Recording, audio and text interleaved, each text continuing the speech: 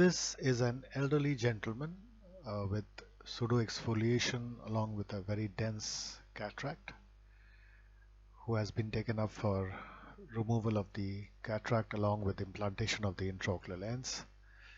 You can see that the pupil also has not dilated fully, and with such a hard cataract one would want to have a adequate size pupil. So you can see after staining the anterior capsule with trypan blue and putting in viscoelastic, this pupil expander device is being fitted into the pupil to enlarge the pupil and give an adequate size opening. Next, a CCC is being made. CCC is made using a cystotome.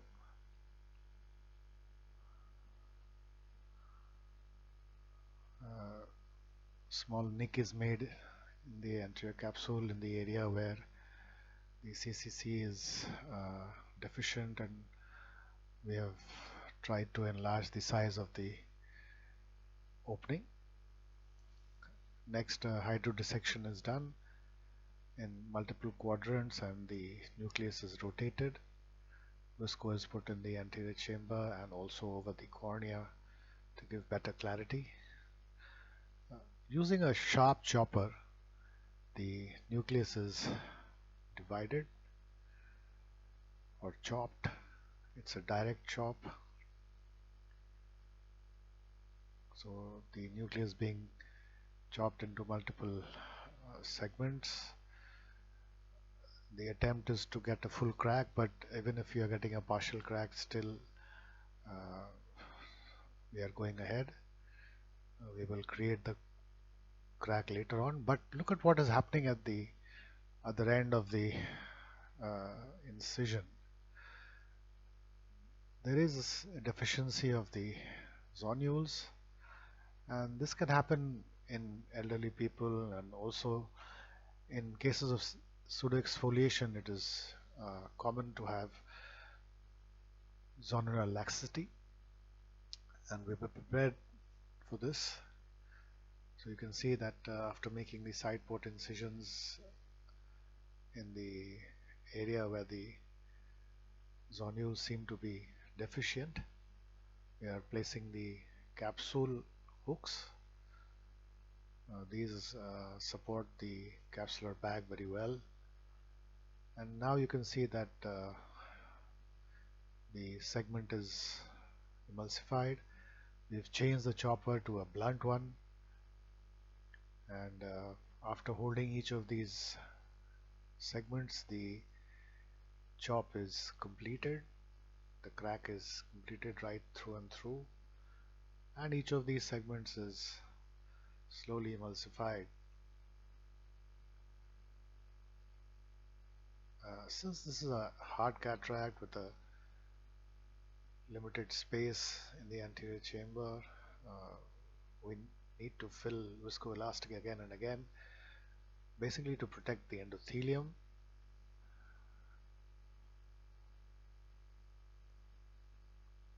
So we are now coming to the last fragment,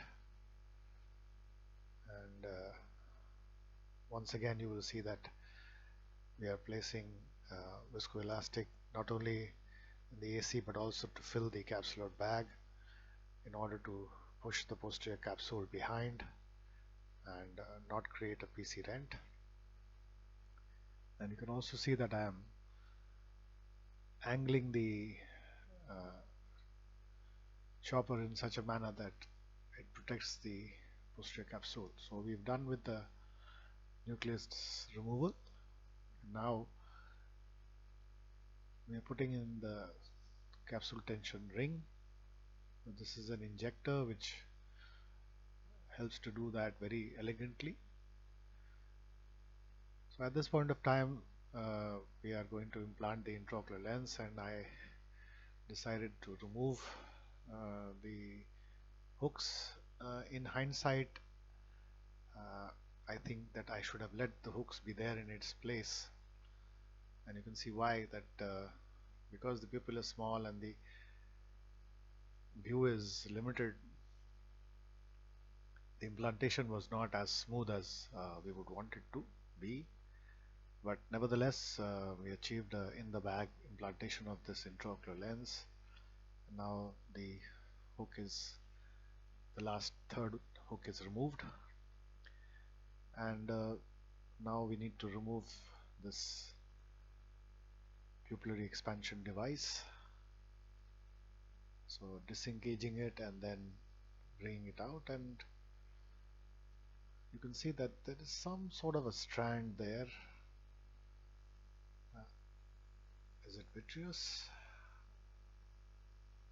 So I take a vitreous cutter. So the strand is traversing from the main incision to the side port.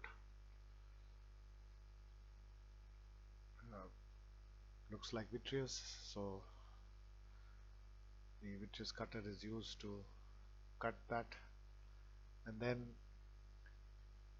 switching off the cutter, one can aspirate whatever cortex that there may be using the vitreous cutter itself. So only the aspiration part of the cutter is used.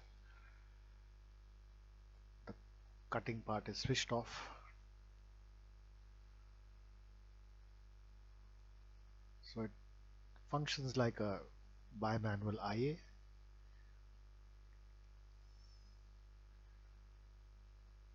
This is done on both the sides just to remove all the cortex.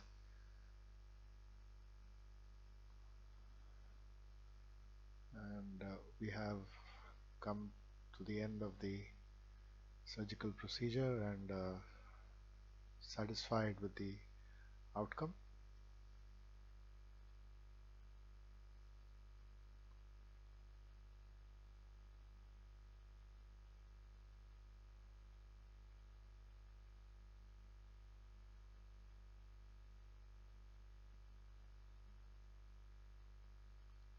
Some air inside the anterior chamber, and wound hydration is done.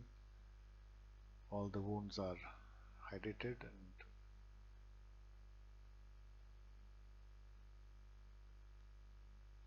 it is ensured that there is no leak. Thank you for watching.